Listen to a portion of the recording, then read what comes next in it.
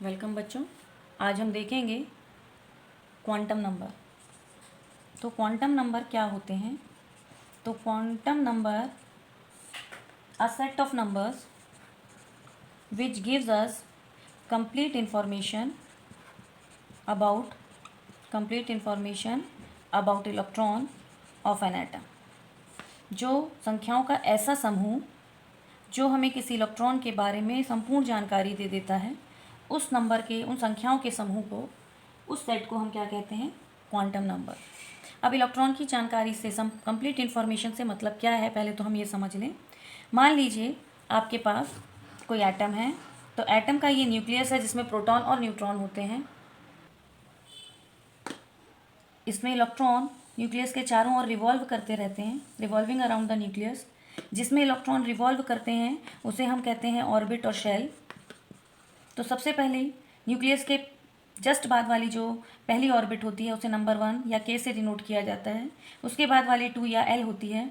इसी तरह third orbit क्या कहलाती है? एम से डिनोट करते हैं। फोर्थ ऑर्बिट को एन से डिनोट करते हैं। इसी तरह 5, 6, 7 चलती है। इन ऑर्बिट में कहीं ना कहीं ऐसा प्लेस होता है जहाँ इलेक्ट्रॉन के मिलने की प्रोबेबिलिटी सबसे ज़्यादा होती है। जहाँ प्रोबेबिलिटी सबसे ज़्यादा है उस प्लेस को हम कहते हैं ऑर्बिटल। ये orbital S, P, D, F होते हैं। तो मान लीजिए आपका ये न्यूक्लियस था, न्यूक्लियस में प्रोटॉन और न्यूट्रॉन थे, ये आपका पहला ऑर्बिट था, तो इसमें कहीं ना कहीं 1s ऑर्बिटल होगा। यदि ये 2 है तो इसमें कहीं ना कहीं 2s और 2p होंगे, जहाँ पे इलेक्ट्रॉन के मिलने की प्रोबेबिलिटी क्या होगी? सबसे ज़्यादा होगी। इसी तरह जब एन की ये वैल्यू आपकी 3 हुई तो इसमें 3 ऑर्बिटल होंगे, 3s, 3p, 3d। डी जो होता है ये 5 से मिलकर बना होता है। ये इसी तरह 4 में 4s, 4p, 4d, 4f होंगे। तो सबसे पहली जानकारी तो हमें ये चाहिए कि वो किस शेल में है। यदि मैंने कहा वो तीसरे शेल में है तो आप आ जाएंगे थर्ड शेल में।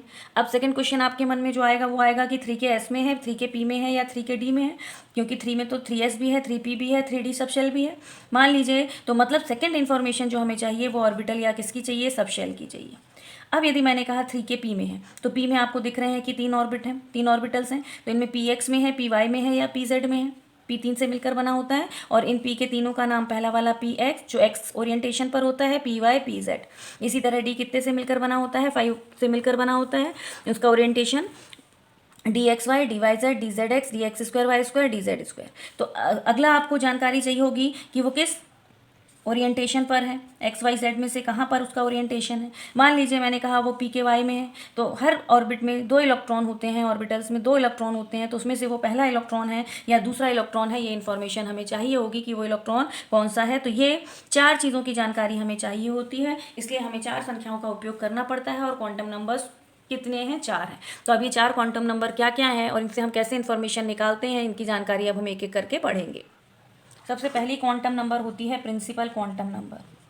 प्रिंसिपल क्वांटम नंबर, ये प्रिंसिपल क्वांटम नंबर जो है इसे स्मॉल n से डिनोट करते हैं। और ये क्वांटम नंबर दी गई थी बोहर द्वारा। इसको किसने बताया था? तो ये गिवन बाय बोहर। इसे स्मॉल n से डिनोट करते हैं। स्मॉल n की वैल्यू कभी भी 0 नहीं होती। ये जनरली अभी तक जितने शेल ज्ञात हैं उसमें 1 से लेकर 7 तक होती है। जैसे जैसे n का नंबर बढ़ता जाता है, जो साइज ऑफ द ऑर्बिट और शेल है, साइज ऑफ ऑर्बिट और शेल ये बढ़ता जाता है। जैसे मान लीजिए मैंने कहा ये न्यूक्लियस है, न्यूक्लियस के जस्ट बाद वाला शेल है, तो एन की वैल्यू 1 है। ये उसके आगे के शेल में गए तो एन की वैल्यू 2 हुई, यहाँ और आगे आए तो एन की वैल्यू 3 हुई। तो जैसे जैसे एन की वैल्यू बढ़ती है, साइज ऑफ ऑर्बिट और साइज ऑफ शेल इंक्रीज होता जाता है। अब किसी भी शेल में मैक्सिमम नंबर ऑफ इलेक्ट्रॉन कितने होते हैं? 2n स्क्वायर होते हैं। और किसी भी शेल को कितने सब शेल मिले होते हैं? तो 2n स्क्वायर उसके पास ऑर्बिटल्स होते हैं, n स्क्वायर उसके पास ऑर्बिटल होंगे। जैसे देखिए 2n स्क्वायर में यदि मैक्सिमम नंबर ऑफ इलेक्ट्रॉन हम यहाँ करें तो n की वैल्यू 1 होगी, 2। यदि n की वैल्यू 2 रखा तो 2 का स्क्वायर, तो इसमें मैक्सिमम नंबर ऑफ इलेक्ट्रॉन क्या आएंगे? 8। इसमें 3 रखा तो 3 3 जा कितना हुआ? 9 हुआ। 3 3 जा 9 और 2 18, तो इसमें 18 इलेक्ट्रॉन होंगे। तो n सबसे पहले प्रिंसिपल क्वांटम नंबर को को किससे शो करते हैं, स्मॉल एन से शो करते हैं। ये किसने दिया था, बोहर ने दिया था। इसकी वैल्यू कभी भी 0 नहीं होती, ये वैल्यू जनरली 1 से लेकर 7 तक जाती है। जैसे जैसे एन का वैल्यू बढ़ती जाती है, साइज ऑफ ऑर्बिट और शेल जो भी आप कह लें वो क्या होता जाता है, इंक्रीज होता जाता है। इस एन से हम क्या क्या डिटरमाइन कर सकते हैं, तो इस एन से हम डिटरमाइन कर सकते हैं maximum number of electron. Maximum number of electron किसी भी ऑर्बिट में कितने होते हैं, 2n² होते हैं। और maximum number of sub shell पूछा जाए तो सब शेल का नंबर कितना होता है, n²। जैसे यदि आप बोले n की वैल्यू 2 है तो 2 का स्क्वायर मतलब इसके पास टोटल सब शेल कितने होंगे, 4। यदि ये 3 है तो 3 का स्क्वायर टोटल सब शेल कितने होंगे, 9 होंगे। तो वो अभी हम देखेंगे कैसे 4 और कैसे 9 आता है। इस n से हम किसी भी इलेक्ट्रॉन की एनर्जी को भी निकाल सकते हैं। तो किसी भी इलेक्ट्रॉन, जैसे हाइड्रोजन H+ है, 1 इलेक्ट्रॉन स्पीशीज़ की जो एनर्जी है उसको हम इससे कैलकुलेट कर सकते हैं। तो उसके लिए फार्मूला है 13.6 Z²/n²। इस फार्मूले से आप किसी भी सिंगल इलेक्ट्रॉन स्पीशीज़ के जो एनर्जी है उसको क्या कर सकते हैं, डिटरमाइन कर सकते हैं। क्लियर है। तो इन सब से ये सब जानकारियां हमें कौन देता है, एन देता है। एन मतलब प्रिंसिपल क्वांटम नंबर। एन की वैल्यू यदि 3 है मतलब इलेक्ट्रॉन आपके कौन से शेल में है, तीसरा। एन की वैल्यू 5 है मतलब इलेक्ट्रॉन न्यूक्लियस से ज़्यादा दूर है। ये न्यूक्लियस से इलेक्ट्रॉन का डिस्टेंस भी बताती है। एन की वैल्यू जैसे जैसे बढ़ेगी इलेक्ट्रॉन का न्यूक्लियस से डिस्टेंस क्या होता जाता है, बढ़ता जाता है। तो ये सब जानकारियाँ आपको किसके बारे में याद रखनी है, प्रिंसिपल क्वांटम नंबर के बारे में। Principal quantum number it is denoted by small N, it's given by Bohr. N never equal to 0। N values 1 to 7 हो सकती हैं। जैसे जैसे एन का साइज बढ़ता है, नंबर बढ़ता है, एन इंक्रीज होता है, साइज ऑफ ऑर्बिट और shell will be increases. N से हम क्या क्या डिटरमाइन कर सकते हैं, तो maximum number of electron according to Bohr, maximum number of electron in a shell 2n²। किसी शेल के पास कितने सब शेल होंगे, तो n² सब शेल होते हैं। यदि हम बात करें कि किसी सिंगल इलेक्ट्रॉन स्पीशीज़ की एनर्जी क्या होगी, वो किस शेल में है तो उसकी एनर्जी क्या होगी, तो -13.6 × Z²/n², जहाँ Z उसका एटॉमिक नंबर है और n नंबर ऑफ शेल है जिसमें वो है। तो इस तरह हम इससे एनर्जी भी इलेक्ट्रॉन की क्या कर सकते हैं, डिटरमाइन कर सकते हैं। आई होप कि आपको ये प्रिंसिपल क्वांटम नंबर क्लियर हो गया होगा। अब सेकंड हम जाते हैं। मान लीजिए मैंने कहा कि जो इलेक्ट्रॉन है वो n=4 में है। जैसे ही मैंने n=4 कहा, आपके दिमाग में नेक्स्ट क्वेश्चन आएगा कि 4 में तो s भी है, 4 में p भी है, 4 में d भी है, 4 में f सब शेल भी है, तो वो sp/df में से किस में है। तो ये जो नेक्स्ट इन्फॉर्मेशन हमें मिलेगी वो मिलेगी एजी मूथल क्वांटम नंबर से। तो एजी मूथल क्वांटम नंबर, और इसे हम सब्सिडियरी क्वांटम नंबर भी कहते हैं और इसे एंगुलर क्वांटम नंबर भी कहा जाता है। इसको डिनोट किया जाता है स्मॉल एल से, और ये सोमरफील्ड द्वारा दी गई थी। तो सोमरफील्ड ने इसे दिया था। स्मॉल एल से इसे रिप्रेजेंट करते हैं। इसकी वैल्यू जो है ये एन की वैल्यूज़ पर डिपेंड करती है। एल की value depends on value of N. Particular N के लिए, पर्टिकुलर जो एन की वैल्यू है उसके लिए एल 0 से n-1 तक होता है। मान लीजिए एन की वैल्यू है 1 तो एल क्या होगा, 0 से n-1 मतलब 0। यदि एन की वैल्यू है 2 तो एल की वैल्यू हो जाएगी 0 से n-1 मतलब 0 भी और 1 भी। यदि एन की वैल्यू है 3 तो एल की वैल्यूज हो जाएंगी 0, 1, 2। इसी तरह एन की वैल्यू यदि 4 आई तो एल की वैल्यू 0, 1, 2, 3 ये वैल्यूज हो जाएंगी। एल की जो 0 वैल्यू है ये डेजिग्नेट करती है एस को। तो जहाँ जहाँ एल 0 है मतलब वो किस ऑर्बिटल की बात कर रहा है, एस की। उसका शेप कैसा होगा, S for spherical shape. S किसके लिए है, स्फेरिकल शेप के लिए। और एस का यहाँ पर यदि हम स्पेक्ट्रोस्कोपिक टर्म जो दिए गए हैं तो इसका मतलब होता है शार्प। पी फॉर प्रिंसिपल, तो जो एल की वैल्यू 1 है वो पी सब शेल को बताती है। एल की वैल्यू P1 पी सब शेल को बताती है। एल की वैल्यू 2 होती है डी के लिए और 3 होती है एफ के लिए। अब ये SPDF जो है ये स्पेक्ट्रोस्कोपिक टर्म है। एस किसके लिए है, शार्प के लिए। P is for principal, D is for diffuse और F जो है F is for fundamental. S जो होता है ये स्फेरिकल इन शेप होता है, P डम्बल शेप का होता है, D डबल डम्बल शेप का होता है और F जो है इसका कॉम्प्लिकेटेड स्ट्रक्चर होता है। तो यहाँ पर आपको ये याद रखना है कि एजीमुथल क्वांटम नंबर और सब्सिडरी क्वांटम नंबर और angular quantum number it is denoted by small L, ये given by Sommerfeld. The value of L depends on the value of N. Particular N के लिए इसकी वैल्यू 0 से n-1 तक होती है। तो यदि एन की वैल्यू 1 है तो एल की केवल 0 से 0 वैल्यू मतलब एक ही वैल्यू 0 मिलेगी। यदि एन की वैल्यू 2 है तो 0 से 2-1 मतलब 0 और 1, 0 to 1 आ जाएगी। अब यदि हम n की वैल्यू 3 रखें तो 0 to 2 आ जाएगी। तो 0 to 2 मतलब 0, 1, 2। एल की ज़ीरो वैल्यू किसको डिनोट करती है, रिप्रेजेंट करती है? तो एल को आपको बिल्कुल ये याद रखना है कि जहाँ भी एल की वैल्यू ज़ीरो है मतलब सब शेल एस है। एल की वैल्यू 1 पी को डिनोट करती है, 2 डी को और 3 एफ को डिनोट करती है। ऐसे 4 और 5 जी और एच को डिनोट करते हैं, लेकिन इनका अभी फ़िलहाल हमें पूरी तरह इनके जो एलिमेंट्स हैं, जो आइटम्स हैं, वो अभी डिस्क्राइब नहीं किए गए हैं। तो आपको फिलहाल ये 3 याद रखनी है कि 0 एस के लिए, 1 पी के लिए, 2 डी के लिए और 3 एफ के लिए होती है एल की value 0 for S, 1 for P, 2 for D और 3 फॉर एफ। बिल्कुल इसको याद कर लीजिए कि एल की वैल्यू 0 है मतलब वो क्या है, एस। एल की वैल्यू 1 है मतलब पी, एल की वैल्यू 2 है मतलब डी, एल की वैल्यू 3 है मतलब एफ। क्लियर है? अब देखिए किसी भी सब शेल में, अब इस एसपीडीएफ में बात करें, इन एसपीडीएफ सब शेल में बात करें, तो इस एसपीडीएफ सब शेल की एनर्जी एस की सबसे कम, पी की उससे ज़्यादा, डी की उससे ज़्यादा और एफ की उससे ज़्यादा होती है। यदि मैं 3s 3p 3d में ही बात करूं कि किसकी ज़्यादा होगी, तो 3s की सबसे कम, 3p की उससे ज़्यादा और 3d की उससे ज़्यादा एनर्जी होगी। ये एनर्जी लेवल को आपको ध्यान में रखना है। अब जो एल से हमें अगली जानकारी मिलती है, तो एल हमें एल से हम क्या कैलकुलेट कर सकते हैं? तो एल से हम किसी भी ऑर्बिट का एंगुलर मोमेंटम कैलकुलेट कर सकते हैं, और उसके लिए फॉर्मूला है, एंगुलर मोमेंटम को कैलकुलेट करने के लिए जो फॉर्मूला है, एंगुलर मोमेंटम को कैलकुलेट करने के लिए इसका फॉर्मूला है √L, L+1 h/2π। मतलब एल की वैल्यू हमें पता है, तो L+1 h/2π से हम किसी भी ऑर्बिटल के एंगुलर मोमेंटम को निकाल सकते हैं। क्लियर है? जैसे एस के लिए एल की वैल्यू कितनी है, 0। यदि ये वैल्यू 0 हो गई तो आपका h/2π ये पूरी वैल्यू कितना हो जाएगा, 0। तो एस के लिए जो एंगुलर मोमेंटम है वो कितना होता है, 0 होता है। अब देखिए यहाँ तक यदि आपने जान लिया है, 2 नंबर्स को हम जान चुके हैं कि n की वैल्यू 3 थी, l की वैल्यू 1 है। मतलब किस ऑर्बिटल की बात कर रहे हैं, तो n मतलब 3 सब शेल में है, l की एक वैल्यू किसके लिए है, p के लिए है, तो यह ऑर्बिटल हुआ 3p। यदि मैं बोलूँ 4s के लिए n और l की वैल्यू बताओ, तो ये आगे लिखी हुई जो नंबर्स हैं वो n की वैल्यू को रिप्रेजेंट करते हैं, l है तो s की वैल्यू कितनी होगी, 0। ऐसा है तो एल की वैल्यू कितनी होगी, 0। इसी तरह मान लीजिए मैंने बोला n = 2, l = 2, तो n = 2, l = 2, n पर l की वैल्यू डिपेंड करती है और ये 0 से n-1 होती है। तो जितना n है उतना कभी भी l की वैल्यू नहीं हो सकती। n की वैल्यू 2 होने पर l 0 हो सकता है, l 1 हो सकता है, लेकिन जितना n हो उतना l हो जाए, ये पॉसिबल नहीं है। तो ये वाली क्वांटम ग्रुप क्या होगा, पॉसिबल नहीं होगा। तो इस तरह से आपको ध्यान रखना है कि l की वैल्यू, देखिए n आपको बता देगा वो किस शेल में है। किसी भी इलेक्ट्रॉनिक कॉन्फ़िगरेशन के आगे लिखा हुआ ये नंबर n को डिनोट करता है, 2p6, तो ये 2 जो है ये किसको रिप्रेजेंट कर रहा है, n को। यदि s है तो l की वैल्यू 0, यदि p है तो l की वैल्यू 1, यदि d है तो l की वैल्यू 2, और यदि f है तो l की वैल्यू कितनी होती है, 3। अब हम जाते हैं नेक्स्ट क्वांटम नंबर में, जो हमें क्या बताएगा, ओरिएंटेशन। तो पहले ने हमें साइज ऑफ ऑर्बिटल बताया, दूसरे ने शेप ऑफ ऑर्बिटल बताया, एन ने हमें क्या बताया, साइज ऑफ ऑर्बिटल कि वो और न्यूक्लियस से वो कितनी दूर है।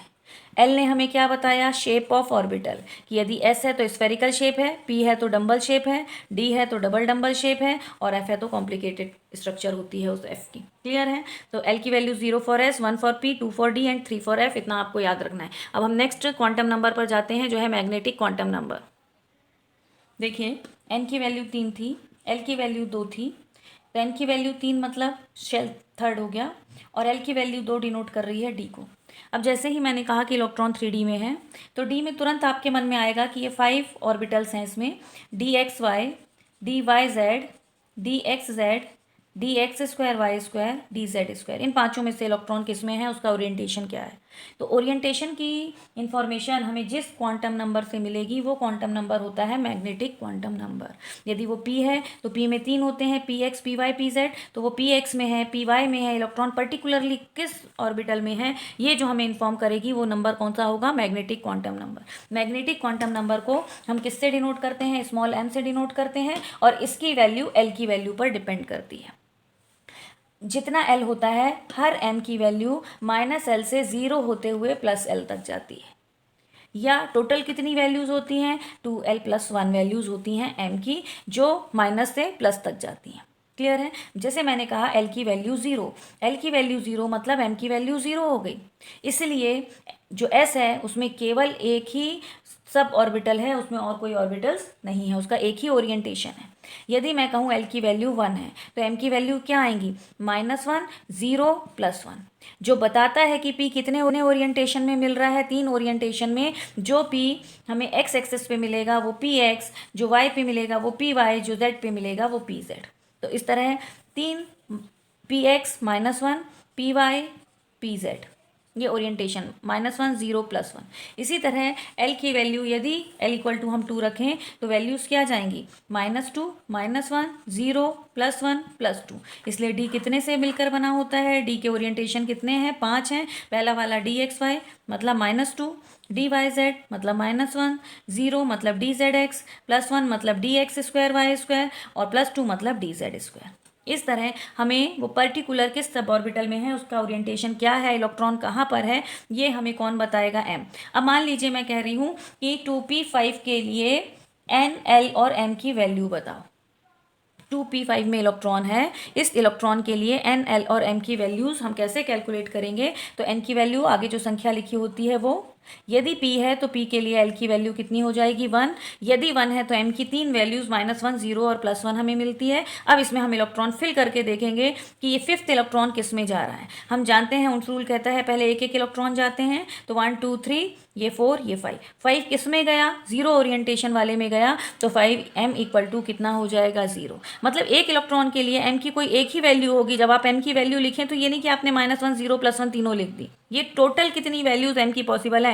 यदि l की वैल्यू 1 है तो m की सभी पॉसिबल वैल्यूज कितनी है पूछा जाए, तो यदि l 1 है तो m की पॉसिबल वैल्यूज 3 है, 2 + 1 है ना, 3 है। ये 3 कौन कौन सी है, तो -1, 0, +1। अब एक इलेक्ट्रॉन -1 में भी हो, 0 में भी हो, +1 में भी हो, ये तो पॉसिबल नहीं है। तो 5वां इलेक्ट्रॉन किस में है, +1 में। यदि वो पहला होगा तो -1, दूसरा होगा तो 0, तीसरा होगा तो +1। इसी तरह चौथा -1, 5वां 0, और जो 6th इलेक्ट्रॉन होता है वो फिर किस में जाता है, +1 वाले में जाता है।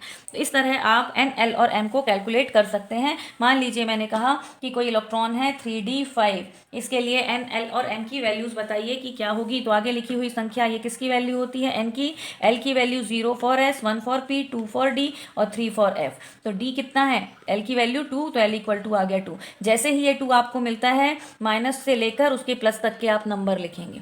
हर नंबर को एक एक ब्लॉक दे देंगे, एक एक ऑर्बिटल दे देंगे। -2, -1, 0, +1, +2। अब जितने नंबर ऑफ इलेक्ट्रॉन आपको बोले गए हैं वो आप फिल करेंगे। 1, 2, 3, 4, 5। नंबर ऑफ इलेक्ट्रॉन कितने हो गए, 5। तो 5 किस में गया, +2 में, इसलिए इसके लिए m की वैल्यू कितनी आएगी, +2। क्लियर है।